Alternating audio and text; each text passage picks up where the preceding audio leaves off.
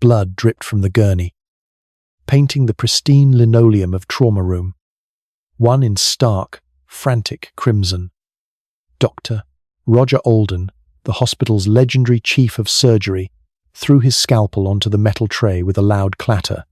"Get this girl out of my OR," he roared, pointing a bloodied gloved finger at the 26-year-old nurse standing by the IV stand.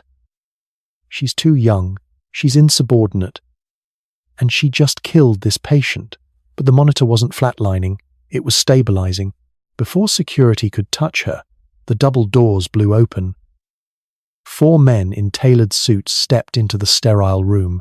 The lead agent ignored the furious surgeon, bypassed the dying man on the table, locked eyes with the young nurse, and asked a question that brought the entire emergency room to a dead, chilling halt.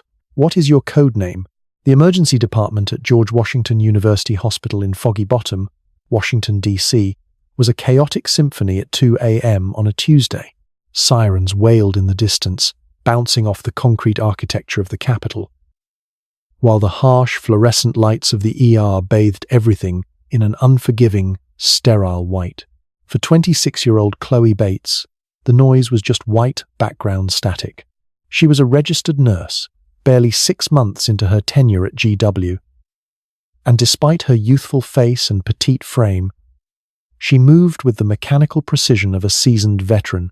She was currently assigned to Trauma Room 1, a placement that had drawn whispers from the older nursing staff. The room was the undisputed domain of Dr. Roger Alden. Alden was a brilliant trauma surgeon, a man whose medical textbooks were required reading in universities across the country. He was also a notorious tyrant. At 58, with silver hair perfectly coiffed even at 2 in the morning, Alden believed that anyone under the age of 35 was a liability, and anyone without an MD after their name was merely a glorified servant. "Bates," Alden snapped, his voice cutting through the hum of the cardiac monitors. He didn't even look up from the chart he was aggressively flipping through. "I specifically asked the charge nurse for Henderson. You look like you belong in a pediatric ward handing out lollipops. Have you even seen a gunshot wound that wasn't on a television screen?" "Henderson is handling a multi-car pileup in Bay 3, Dr. Alden," Chloe replied. Her voice was steady, devoid of the intimidation that usually paralyzed the younger staff when Alden barked. "I am fully certified for Level 1 trauma." Alden scoffed, tossing the chart onto a counter. "Certification means nothing when a man's chest cavity is open and bleeding out. Just stand in the corner, Bates. Hand me instruments when I ask, and for God's sake, don't touch any of the critical lines." Before Chloe could formulate a response, the red trauma phone on the wall screamed its dual-tone alarm. The paramedic radio crackled to life. "GW Trauma. This is Medic 44. We are 3 minutes out. Priority 1. Unidentified male, approximately 40 years old. Single gunshot wound to the right upper quadrant. Blood pressure dropping rapidly. Currently 80/50. Heart rate 130. Patient is unresponsive." "All right, people, let's move," Alden shouted, his demeanor instantly shifting from arrogant to hyper-focused. The room became a blur of blue scrubs and flying sterile packaging. Chloe prepped the rapid infuser, hung 2 units of O-negative blood, and readied the intubation tray. The double doors of the ambulance bay crashed open, and the paramedics rushed the gurney in. The patient was a ghost. His skin was a translucent, waxy grey. He was dressed in high-end civilian clothes, a torn Armani button-down now soaked in thick, dark blood. But as Chloe stepped forward to help transfer the patient to the trauma bed, she noticed something odd. The blood wasn't just dark, it was practically viscous, clinging to the fabric in a way arterial blood from a liver lac shouldn't. And despite the paramedics' report of a heart rate of 130, the rhythm on their portable monitor was wildly erratic, spiking to 160 before plummeting to 40, then spiking again. On 3, the lead paramedic grunted. 1, 2, 3. They shifted the man onto the hospital bed. Alden immediately took his position at the right side of the patient, calling for trauma shears. Chloe cut away the remnants of the ruined shirt. The gunshot wound was small, a clean entry wound just below the ribs. No exit wound, Alden noted, probing the surrounding tissue with a gloved hand. Bullet is still inside. Likely clipped the hepatic artery. He's bleeding out internally. Bates, get that blood pumping now. Wide open. I need a central line kit and prep the massive transfusion protocol. Doctor, Chloe said softly, her eyes locked on the patient's face. I said, move, Bates. Doctor, look at his eyes. Chloe reached down and gently peeled back the patient's eyelids. The pupils were pinpoint, completely constricted, unaffected by the bright overhead surgical lights.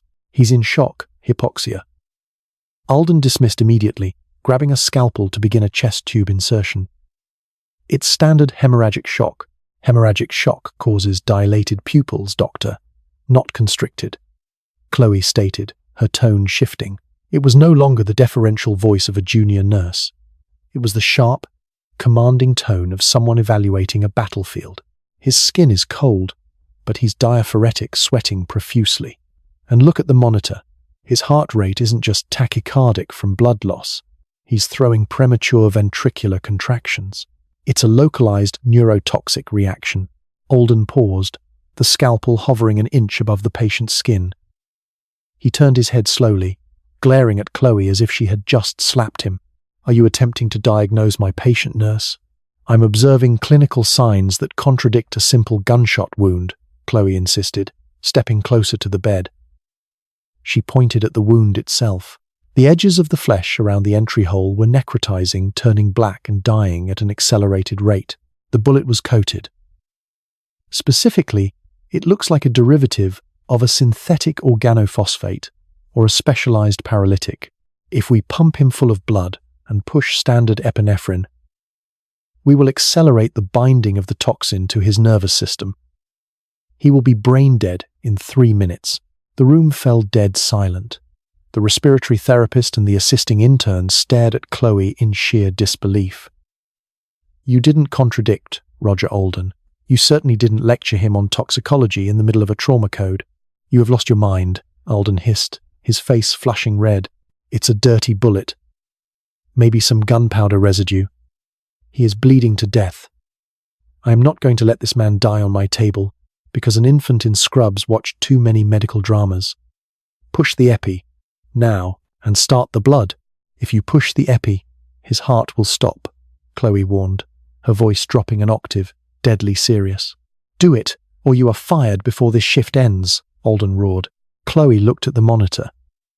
The patient's blood pressure was now 60/30. He was fading fast. She looked at Alden, a man blinded by his own ego, clinging to a textbook protocol that was about to kill an unknown man. Chloe took a deep breath. She knew the consequences of what she was about to do. She knew it would blow her cover, ruin the quiet life she had meticulously built in DC, and draw the exact kind of attention she had spent 3 years trying to escape. But she couldn't let the man die. Push 1 milligram of epinephrine. IV push, Alden ordered, turning to the secondary nurse, a terrified 22-year-old named Mark, who had just stepped into the room to assist. Mark fumbled with the crash cart, his hands shaking as he snapped the pre-filled syringe of adrenaline together. He moved toward the patient's foreport. Mark, step back, Chloe commanded. Mark froze, looking between the screaming chief surgeon and the icy, unyielding young nurse. Give me that syringe, Alden growled, snatching the medication from Mark's hand. I'll do it myself. Bates, get out of this room. You are done in this hospital. You'll be lucky if I don't have your nursing license revoked by morning. Alden stepped to Ardness IV line inserted into the patient's left arm. As he leaned in to inject the epinephrine, Chloe moved. She didn't just step in his way. She executed a precise, calculated physical block. Her left hand shot out, clamping down on Alden's wrist with a grip like a steel vice, stopping the needle mere millimeters from the rubber port. Alden gasped in shock, trying to yank his arm away. But the 26-year-old nurse held him with a terrifying, immovable strength. What the hell are you doing? Alden shouted, his voice cracking with outrage. Assault! Someone call security! Atropine, Chloe said. Not to Alden, but to Mark, top drawer of the crash cart. 2 milligrams. and find the pralidoxime in the toxicology kit. Now, Mark was completely frozen. Realizing she had no backup, Chloe shoved Alden's arm away with enough force to send the chief surgeon stumbling backward into a metal supply cart. The crash of sterile instruments hitting the floor echoed like a bomb in the confined room. Chloe pivoted seamlessly. She abandoned the IV pole, dropped to the crash cart, and ripped open the top drawer. Her hands moved with blinding speed, a muscle memory forged not in nursing school, but in the dark, blood-soaked deserts of a Black Ops forward operating base. She drew up 2 milligrams of atropine. "Security is on the way, you lunatic!" Alden screamed, recovering his balance. He lunged forward to physically pull her away from the bed. Before his hands could grab her scrubs, Chloe slammed the syringe into the IV port and slammed the plunger down, flushing it instantly with saline. "It's over, Dr. Alden," Chloe said coldly, stepping back from the bed and raising her hands in a placating gesture. "The counteragent is in. You just killed him," Alden whispered, his face pale with a mixture of fury and shock. He looked at the cardiac monitor, expecting the fatal flatline he had been certain would follow any deviation from standard trauma protocol. The room held its breath. The machine beeped, a long, drawn-out tone. Then the erratic spikes vanished. The wildly fluctuating heart rate of 160 suddenly dipped. 140, 120, 100. It settled into a strong, rhythmic sinus tachycardia at 95 beats per minute. The patient's chest heaved, a sudden, deep gasp for air, though he remained unconscious. The waxy grey colour of his skin slowly began to recede, replaced by the pale but distinctly human hue of someone who was merely bleeding, not actively suffocating on a cellular level. "His BP is stabilizing," Mark whispered from the corner, staring at the monitor in awe. 90 over 60 and climbing. The premature contractions are gone. Alden stared at the monitor, his jaw slightly slack. For a split second, the medical genius in him recognized that the nurse had been absolutely right. The patient had been poisoned, and her rogue intervention had just saved his life. But the ego of the chief surgeon quickly swallowed that realization, replacing it with a burning, vindictive wrath. "You assaulted a superior," Alden said, his voice trembling with rage. He straightened his scrub top. "You practiced medicine without a license. You administered unauthorized, life-altering medication. I don't care if it worked. This is a hospital, not the Wild West. You are going to jail." The heavy oak doors of the ER bay swung open. But it wasn't the 2 overweight hospital security guards in their yellow polo shirts that everyone expected. It was a procession of shadows. 5 men entered Trauma Room 1. They moved differently than doctors or cops. There was no swagger, no loud announcements. They fanned out with tactical precision, instantly securing the exits and pulling the privacy curtains shut. They wore dark suits, white shirts, and subdued ties. But their jackets bulged slightly at the hips, and their eyes scanned the room with predatory calculation. The lead man stepped into the light. He was in his mid-40s, with sharp features, a jawline that looked carved from granite, and eyes the color of winter ice. He didn't wear a badge on his belt. He didn't need to.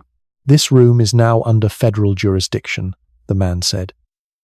His voice was quiet, but it commanded absolute obedience. Nobody speaks, nobody moves, and nobody touches that patient. Alden, sensing an opportunity to regain control, puffed up his chest and marched toward the suit. "Excuse me, who the hell are you?" "You are interrupting a critical trauma bay. I am Dr. Roger Alden, Chief of Surgery, and I demand you leave before I have the police arrest you." The man didn't even blink. He reached into his breast pocket and produced a matte black leather credential case, flipping it open just long enough for Alden to catch a glimpse of the eagle crest and the bold letters. "Central Intelligence Agency. I am Agent Thomas Hayes," the man said, his tone devoid of emotion. "And right now, Doctor, your title means absolutely nothing to me." The silence in Trauma Room 1 was suffocating. The only sound was the steady, rhythmic beep, beep, beep of the stabilized patient's heart monitor. Agent Hayes stepped past the bewildered chief surgeon and approached the gurney. He looked down at the unconscious man, noting the dark, necrotizing flesh around the gunshot wound. Two of the suits moved to the corners of the room, their hands resting subtly near their waistbands. Another agent pulled a small device from his pocket, sweeping the room for electronic bugs or unauthorized recording devices. "Status of the asset," Hayes demanded, not looking at anyone in particular. Dr. Alden, desperately trying to salvage his authority in the face of this terrifying new presence, stepped back up to the bed. The patient is critical, but stable. He came in with a severe hemorrhagic injury. But before you ask questions, Agent Hayes, you need to know that a severe breach of protocol just occurred here. Hayes slowly turned his icy gaze to the surgeon. "Explain." Alden pointed a dramatic, accusatory finger at Chloe, who was standing quietly by the counter, wiping a speck of the patient's blood off her forearm with a sterile gauze pad. "That nurse," Alden sneered, the venom returning to his voice, went rogue. "She assaulted me, physically restraining me from administering life-saving treatment. She then stole medication from the crash cart and injected the patient with an unauthorized dose of atropine. It's a miracle the man isn't dead. I was just about to have her arrested by hospital security. If your agency wants to press federal charges against her for tampering with your asset, I will gladly testify." Alden crossed his arms, looking smug, fully expecting the CIA agents to instantly slap cuffs on the young, insubordinate nurse. Hayes looked at the cardiac monitor. He looked at the discarded epinephrine syringe lying on the floor. Then, he looked at the empty vial of atropine on the counter. Finally, he looked closely at the gunshot wound, observing the unnatural blackening of the tissue. "Doctor," Hayes said quietly, "what was your intended course of treatment?" "Standard trauma protocol," Alden replied proudly. "Massive blood transfusion and a heavy push of epinephrine to restart the heart and elevate the blood pressure." A heavy, dangerous silence hung in the air for 3 seconds. "If you had pushed epinephrine," Hayes said, his voice dropping to a low, lethal whisper, "this man's nervous system would have violently seized, his heart would have exploded in his chest, and he would be dead." Alden blinked, his smug expression faltering. What? No. That's absurd. Epinephrine is the gold standard for..." "The bullet that hit this man," Hayes interrupted, stepping closer to Alden, forcing the older man to shrink back, was coated in an experimental derivative of VX nerve gas, synthesized by a cartel chemist. In a black site in Eastern Europe, it mimics hemorrhagic shock while paralyzing the parasympathetic nervous system. Epinephrine acts as a chemical catalyst, turning the paralytic into a lethal, instant neurotoxin. Alden's face drained of color. He looked from Hayes to the monitor, and finally, with a look of dawning horror, to Chloe. The infant in scrubs hadn't just made a lucky guess. She had accurately diagnosed a highly classified, experimental biological weapon by simply looking at the patient's symptoms. Hayes turned his back on the trembling surgeon. He walked over to where Chloe was standing. He didn't look at her like she was a nurse. He looked at the way she stood, perfectly balanced, hands resting lightly at her sides, eyes tracking the exits and the positions of his agents. It was the stance of someone who had survived nightmares. Hayes pulled out a secure tablet from his jacket. He tapped the screen a few times, accessing the hospital's personnel database. "Chloe Bates," Hayes read aloud. "Graduated nursing school 2 years ago, moved to DC 6 months ago. Clean record, quiet life." "I like the quiet," Chloe said. Her voice was calm, showing no fear of the federal agents surrounding her. "I'm sure you do," Hayes murmured. He looked up from the tablet, his eyes narrowing as he studied her face. "But a civilian nurse doesn't recognize a modified VX derivative by sight. A civilian nurse doesn't execute a CQC joint lock on a chief surgeon to stop an injection. And a civilian nurse certainly doesn't instinctively know the exact counter-agent ratio required to neutralize a grade 4 chemical weapon without consulting a poison control center." The ER staff in the room were collectively holding their breath. Mark, the young intern, looked like he was about to pass out. Hayes took a step closer to Chloe. The tension in the room spiked. The other agents subtly shifted their weight, their hands resting on their weapons, sensing the sudden change in their leader's posture. "Your file is remarkably boring, Miss Bates," Hayes said softly. "In fact, it's a little too boring. It looks exactly like a level 7 sheep dip file, the kind of file Langley generates when they want to bury someone deep." Chloe didn't flinch. She met the senior agent's icy stare with a look of dead calm. "I'm just a nurse." "Agent Hayes. I saw a patient in distress." "I acted." "You acted?" Hayes repeated. He glanced back at the patient, the operative who was alive, strictly because of the woman standing in front of him. He looked back at Chloe. "I've been reading heavily redacted after-action reports for the last 3 years. Reports out of Kandahar, Damascus, and a very messy situation in Bogota. Reports about a medical extraction specialist attached to JSOC, a ghost who could stabilize a dying man in a firefight, recognize obscure toxins, and vanish before the dust settled." Dr. Alden was gripping the edge of a counter to keep himself upright. The reality of the situation was crushing his worldview into fine dust.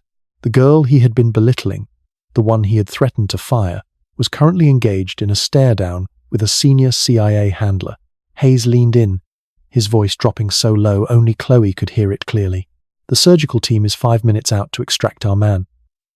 But before they get here, I need to know exactly who just saved his life. Because Chloe Bates doesn't exist, and I don't leave my operatives in the hands of ghosts." Hayes paused, the silence stretching out, taut as piano wire. "What is your code name?" Hayes demanded. Chloe looked at the patient, then at Alden, and finally back to the CIA agent. She closed her eyes for a brief second. The quiet life was over. The lie of Chloe Bates was dead. She opened her eyes, the warmth completely gone, replaced by the hardened steel of a veteran operator. "My name," she said, her voice echoing with a chilling authority through the silent trauma bay, "is Cypher. And if your extraction team doesn't get here in 4 minutes with a mobile ECMO unit, your asset is going to bleed out through his liver. Now get out of my way, Agent. I have a patient to keep alive." Dr. Alden's jaw dropped.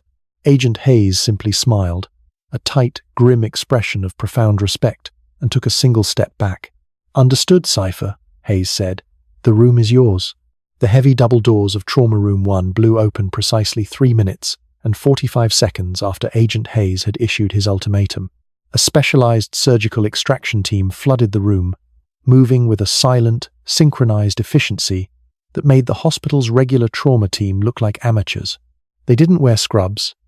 They wore dark, blood-resistant tactical uniforms over soft body armor. Leading them was Dr. David legendary Traultry Transove. 2 heavily armed tactical operators flanked him, pushing a state-of-the-art, miniaturized extracorporeal membrane oxygenation (ECMO) machine, a portable cardiopulmonary bypass system that looked like it belonged on a spacecraft, not in a civilian ER. "Status!" Sterling barked, his eyes instantly locking onto the monitors. Before Dr. Alden could even open his mouth to assert his rapidly vanishing authority, Chloe cut in, her voice slicing through the ambient noise with absolute clinical precision.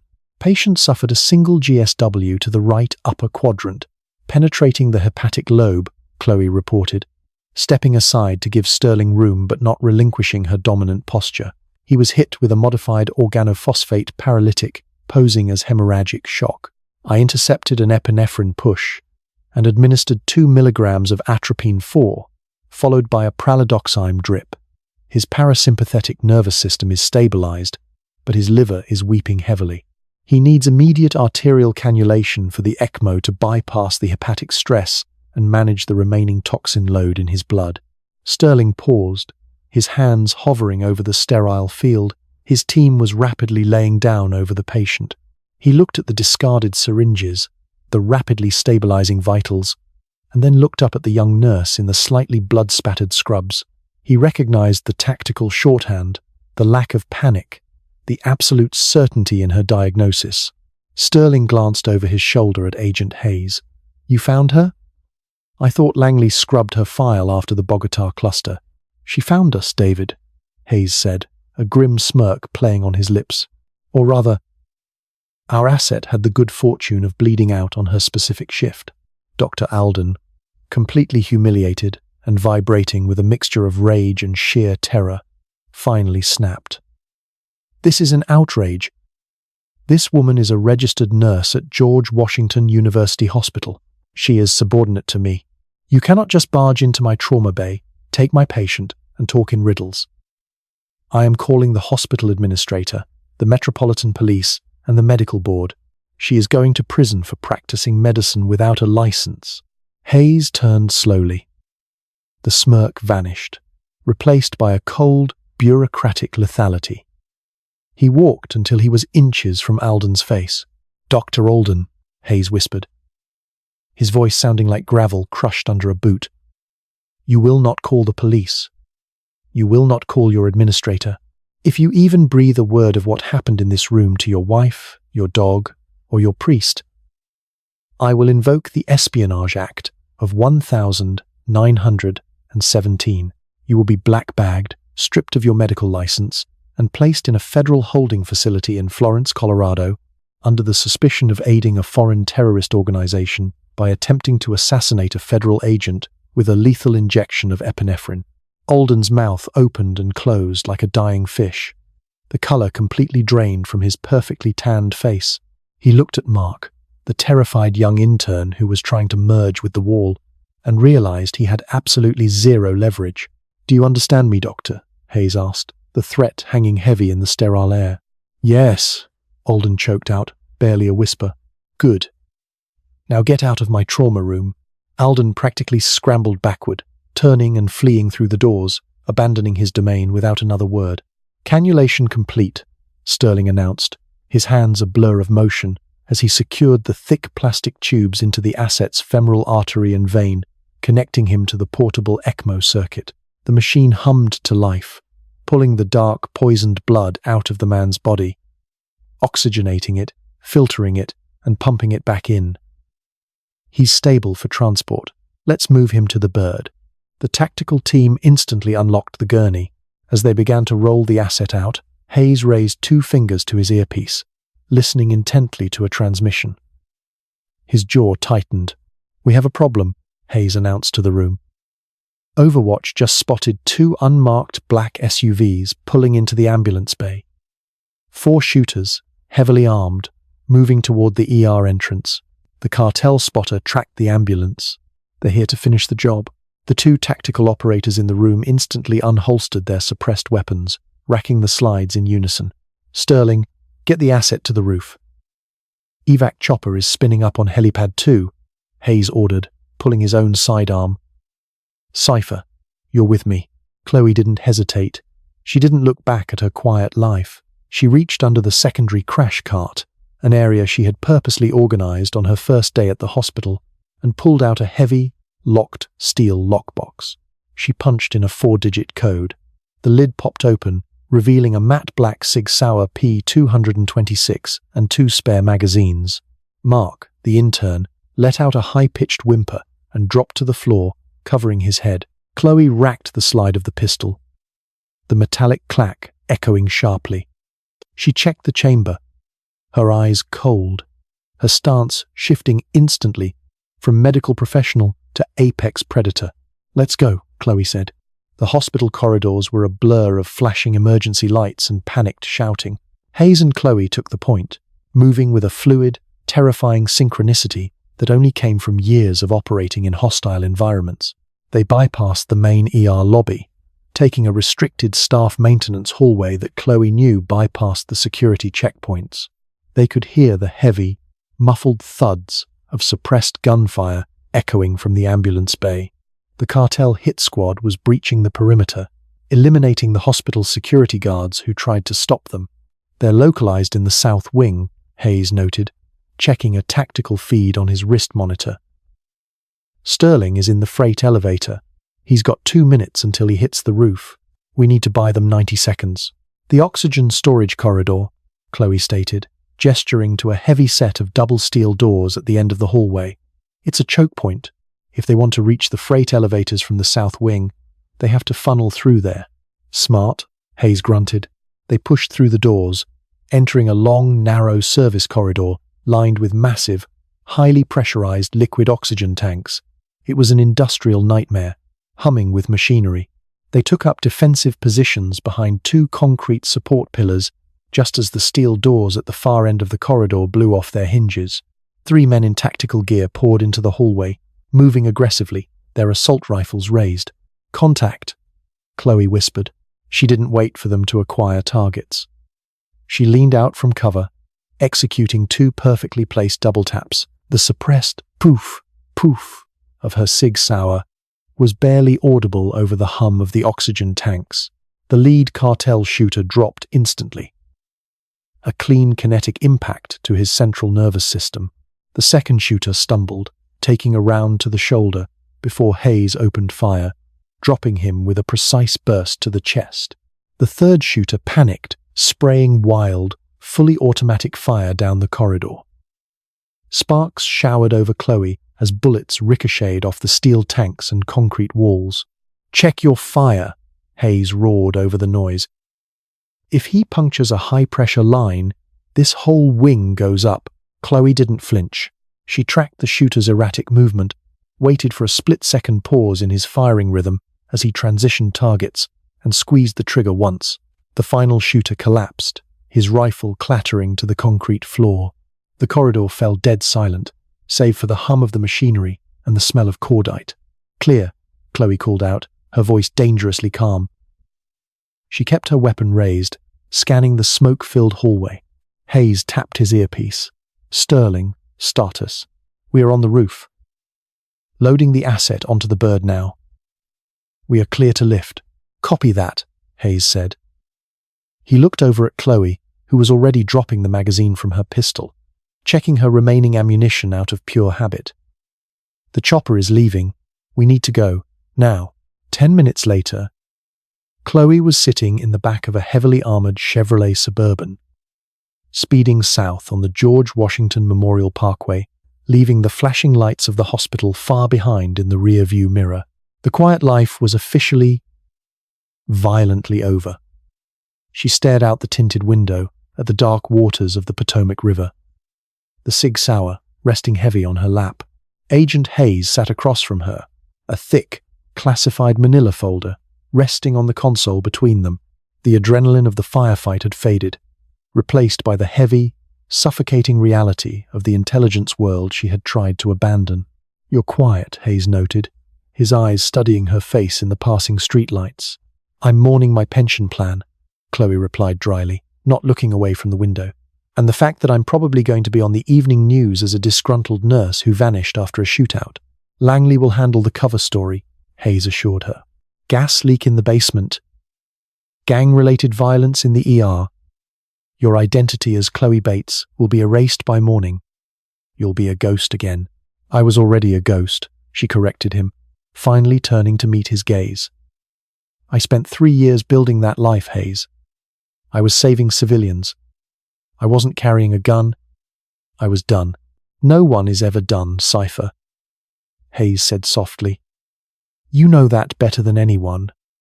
He tapped the manila folder. "Ind. Do you want to know who was on that operating table? A sloppy asset who got himself poisoned." She deflected, though her professional curiosity was already burning. "His name is Liam Cross," Hayes said. Chloe's breath hitched. Her hand instinctively tightened around the grip of the pistol on her lap. The name hit her like a physical blow. "Liam," she whispered, the memories of sand, blood, and a blown-out safe house in Bogota flooding back into her mind. Liam Cross was the point man of her old JSOC unit. The man who had pulled her out of the rubble when their operation went catastrophically wrong 3 years ago. "He's been working deep cover for the last 18 months, Hayes explained, opening the folder and sliding a photograph across the console. It was a surveillance still of a Caucasian man in his late 50s, with sharp features and cold, intelligent eyes. Tracking this man, Chloe looked at the photo. Her blood ran instantly cold. Silas Croft. "That's impossible. I called in the drone strike on his convoy in Yemen. I watched the live feed. There was nothing left but a smoking crater. Croft faked his death," Hayes corrected. He used a decoy convoy. He's been operating in the shadows, refining his chemical weapons. The modified VX derivative that hit Liam tonight? That's Croft's signature. He's perfected it. It no longer kills instantly. It mimics trauma, bypasses standard toxicology screens, and kills the target on the operating table, making it look like medical failure. It's the perfect assassination tool. Chloe stared at the photograph of the rogue contractor, the man responsible for the death of half her team in Bogota. The man she thought she had buried. Liam got close, Hayes continued, his voice grim. Too close. Croft made him, but before he was hit, Liam managed to exfiltrate a partial data drive. Our analysts are decrypting it now, but we believe Croft is planning to deploy this new toxin on a massive scale. A domestic target. Hayes leaned forward, invading her space, his eyes intense. I didn't bring you in just because you blew your cover saving Liam, Hayes said. I brought you in because you are the only medical operative who has ever successfully identified and neutralized Croft's bioagents in the field. You know how he thinks. You know his chemistry. You want me back on the board, Chloe said, the weight of the realization settling over her. I am forming a Black Book task force, Hayes stated flatly. Off the grid. No oversight. Our sole objective is to hunt down Silas Croft and dismantle his network before he unleashes that toxin. I need a medical lead who can keep my operators alive when Croft throws his nightmares at us. I need Cypher. Chloe looked down at her hands. They were still faintly stained with Liam's blood. She thought of the pristine, sterile environment of the hospital, the predictable routine she had craved. Then she thought of Liam, fighting for his life on an ECMO machine, and the terrifying reality that Silas Croft was still out there, breathing. She slowly picked up the photograph of Croft and slid it into her tactical vest. Where is the command center? She asked. The heavily armored Chevrolet Suburban tore through the midnight darkness of the Dulles Toll Road, leaving the chaos of Washington, D.C. far behind. The vehicle exited into Ashburn, Virginia, deep within the Dulles Technology Corridor. To the untrained eye, the sprawling landscape of windowless, concrete data centers was just the boring backbone of the internet. But as Agent Hayes steered the SUV toward an unmarked, brutalist structure, shielded by a wrought-iron perimeter fence and high-resolution optical cameras, Chloe knew better. The sign at the gate read, Apex Logistics and Server Hosting. It was a ghost facility. Hayes flashed his credentials at the heavily armed guard, a man who carried himself with the distinct posture of former Delta Force, and the reinforced steel gates slid open. They drove into a subterranean parking garage, the heavy concrete ceiling cutting off all cellular and GPS signals. Welcome to Site Charlie, Hayes said, throwing the Suburban into park.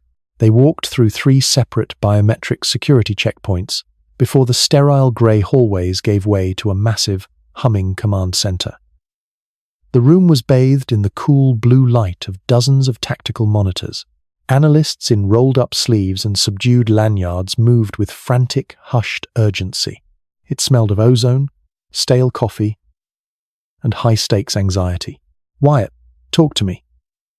Hayes barked the moment he crossed the threshold, shrugging off his suit jacket. A young intelligence analyst with dark circles under his eyes spun around in his ergonomic chair. We cracked Liam's encrypted drive 10 minutes ago, boss. It's worse than we thought. Silas Croft isn't just manufacturing a new batch of the VX derivative. He's already moved a massive payload into the capital. Chloe stepped forward, her medical instincts immediately calculating the casualty rate of a chemical weapon deployment in a densely populated urban center. Delivery mechanism? Is it an aerosol dispersion? A water supply contaminant? Wyatt looked at the petite woman in blood-stained scrubs, momentarily confused by her presence in a classified CIA black site, before Hayes nodded curtly. Neither, Wyatt said, pulling up a series of shipping manifests on the main overhead screen. Croft is a sadist. He knows aerosol dispersions are unpredictable, subject to wind currents and HVAC filtration systems. He's targeting something far more insidious. He's targeting the emergency medical supply chain. Wyatt tapped his keyboard, and the screen shifted to display a highly detailed schematic of the John F. Kennedy Center for the Performing Arts. Tomorrow night, the Kennedy Center is hosting the Global Health and Security Gala, Wyatt explained. Over 3,000 attendees, including the Secretary of State, dozens of foreign dignitaries, and the top medical researchers in the world. Standard Secret Service protocol mandates heavily stocked emergency medical staging areas throughout the venue in case of an attack or mass casualty event. He compromised the supply line, Chloe realized, the blood draining from her face. She looked at the shipping manifests, the IV bags, the pre-filled epinephrine syringes, the standard trauma kits. Exactly, Hayes said, his voice dropping to a grim baritone. If an incident occurs, say, a small, non-lethal explosive or a coordinated panic, the first responders will rush in. They will hook VIPs and injured civilians up to those IV bags. They will push those syringes. And the very medicine meant to save them will inject Croft's paralyzing neurotoxin directly into their bloodstreams. It's the perfect mass assassination, Chloe whispered, tracing the logistical route on the screen. A zero-footprint strike. The medics become the executioners, and by the time the CDC realizes the medical supplies are tainted, hundreds will be dead, their nervous systems completely collapsed. It will look like a catastrophic medical failure on a global stage. We can't just cancel the gala, Hayes said, pacing the floor. If we tip our hand, Croft will vanish back into the wind, and he'll just deploy the tainted supplies somewhere else, a children's hospital, a disaster relief zone. We have to catch him in the act, secure the payload, and eliminate him. Hayes turned to face Chloe, his ice-blue eyes locking onto hers. The Secret Service has the venue locked down tight, Hayes said. My tactical teams can secure the perimeter, but we can't get armed operators inside without raising alarms and spooking Croft. But the event organizers have contracted an independent medical logistics firm to staff the emergency tents. You want me to walk in through the front door, Chloe said, instantly understanding the play. You're a certified, registered trauma nurse with a spotless civilian record. Hayes nodded. Wyatt has already backstopped your credentials into the contractor's database. You will be assigned as the lead triage nurse for the main medical staging area in the Grand Foyer. You find the tainted supplies, you secure them, and you find Silas Croft. Chloe looked down at her hands. She thought of her quiet apartment in Foggy Bottom.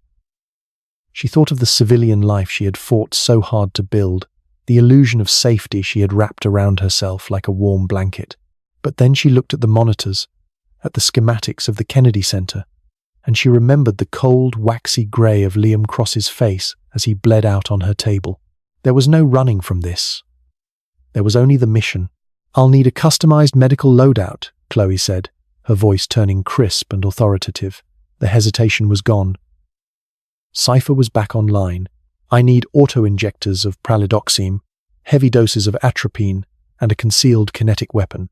If Croft is in the building, he won't go quietly. Brody, Hayes called out to a towering, bearded tactical officer standing near the armory door. Get Cypher whatever she needs. The John F. Kennedy Center was a monument to elegance, its massive white marble columns glowing under the DC night sky. Inside the Grand Foyer, the atmosphere was electric. Men in tailored tuxedos and women in sweeping evening gowns mingled under the towering chandeliers, unaware of the invisible crosshairs painted on the building. Chloe stood behind a long, white-draped table in the designated medical staging area near the South Terrace doors. She wore a dark navy paramedic polo shirt, black tactical EMS trousers, and a radio earpiece securely fitted into her left ear. Beneath the polo, tightly strapped against her ribs, was a level 3 Kevlar vest. Concealed in a custom ankle holster was a subcompact Glock 43X, loaded with hollow-point ammunition. Her eyes scanned the crowd, constantly assessing, constantly calculating. Comms check, Cypher. Hayes's voice crackled softly in her ear. He was stationed in a mobile command post a block away, monitoring the venue's CCTV feeds. Loud and clear. Overwatch. Chloe murmured, pretending to adjust a blood pressure cuff on the table. I have visual on the primary medical caches. 3 heavy Pelican cases, They were delivered 20 minutes ago by the logistics subcontractor. Copy that. Proceed with chemical verification. Do not engage unless the payload is confirmed. Chloe moved toward the stack of heavy, olive-drab pelican cases. She unlatched the top case, flipping the heavy lid open. Inside were rows of perfectly organized trauma supplies, bandages, tourniquets, and dozens of 1-liter bags of normal saline. She pulled a small, specialized chemical testing strip from her pocket, a proprietary CIA diagnostic tool designed to react to synthetic organophosphates. She grabbed a random bag of saline, uncapped the sterile port, and inserted the strip. For 3 seconds, the strip remained white. Then, a dark, bruised purple color crept up the paper. Chloe's breath caught in her throat. Overwatch, this is Cypher. Payload confirmed. The saline is hot. I repeat, the emergency fluids are severely contaminated with the VX derivative. Understood, Cypher. Do not let those cases out of your sight. We are tracking a suspicious vehicle in the underground garage. We believe it's... Hayes's transmission was suddenly cut off by a deafening, high-pitched screech of static. Chloe winced, tearing the earpiece out.